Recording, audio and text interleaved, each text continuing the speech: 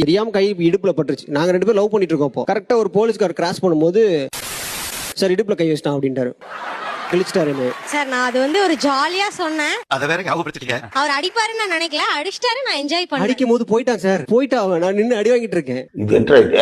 Love பண்றேன்னு சொல்லிட்டு இருக்காங்க, நமக்கு ஒரு நம்பிக்கை வேணும்ல. சரி போலீஸ்ட்ட சொல்லுவோம். புரியலையே.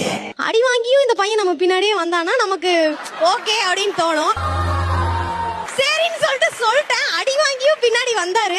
ஹெல்மெட் தூக்கி ஒரே அடி அடிச்சிட்டாரு. அப்படியே மண்டையை கிழிஞ்சிருச்சு இவனுக்கு. என்ன பழக்கம் இது? நீங்க ஹெல்மெட் எடுத்து மண்டையை உடைக்கிறது எப்படி சார்? இதுக்கு பதில் சொல்லிட்டு மத்த பேசலாம். இது ஒரு நல்ல கேள்வி. இல்ல சார், நான் எதாச்சும் தான் அடிச்சேன். அது நான் அடிக்கணும்னு அடிக்கல, கோவத்துல தூக்கி அடிச்சேன். அவன் மேல பட்டுச்சு, அவ்வளவுதான். கல்லஞ்சக்காரன். எதாச்சியா கையில சுத்தில கடிச்சா என்ன பண்ணிருப்பீங்க? அச்சிருப்பார் சார், அச்சிருப்பாரு சார். நான் பேசிய ஒரு கோவக்காரன் சார், அதனால தெரியாம பண்ணிருந்தேன். அது தெரியல, எரிச்சலாவே இருக்கா. உங்க பொண்ணும் இதே மாதிரி ஒரு காரியத்தை பண்ணிட்டாங்க, ஹெல்மெட் தூக்கி அடிச்சிருவீங்களா?